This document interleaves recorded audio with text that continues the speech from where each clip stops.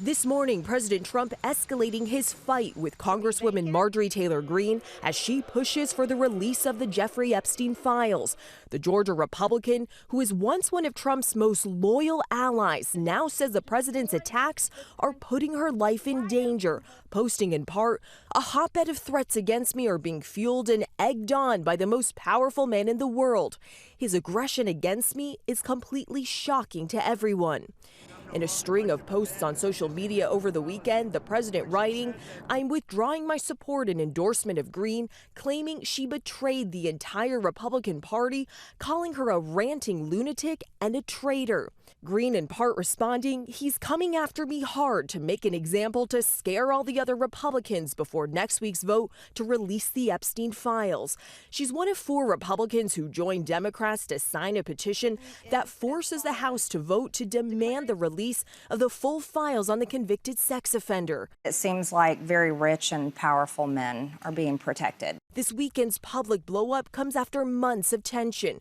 Greene recently criticized the president over his focus on foreign affairs rather than domestic issues, opposed his administration's bailout of Argentina's economy, and blasted Republican leadership during the government shutdown. But Greene says Trump turned on her over the Epstein files.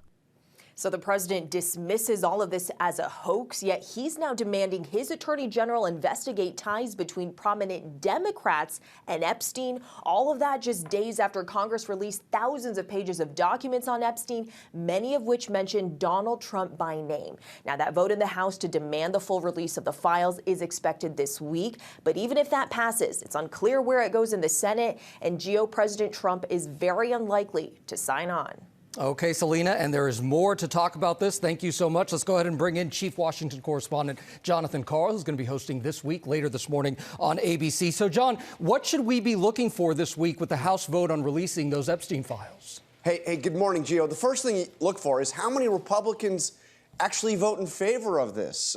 Look, the president tried, as you heard Selena recount, he tried mightily to prevent a vote on this from happening, to the point of bringing one, member of Congress, one ally,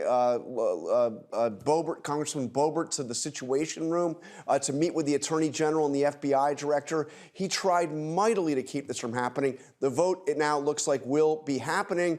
And what I'm looking for is just how many Republicans cross over and vote for it. I think the number could be quite large. It could be 40, 50, maybe even more than that.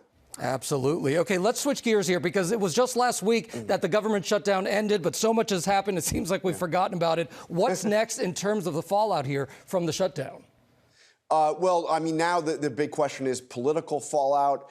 Democrats shut the government down, refused to vote for the temporary spending bill because they wanted to push for something to help with rising health care costs. Those Obamacare subsidies run out at the end of the year. There's some 20 million Americans who are poised to see their health care premiums skyrocket. Democrats didn't get anything, but now they're going to take that issue into the midterm elections. And Gio, let's not forget, I don't mean to worry you here. I know you've covered so much of the impact at the airports. But this is only temporary funding. This only goes through the end of January. I don't expect another shutdown at the end of it, but they need to come up with another agreement to fund the government for the rest of the year.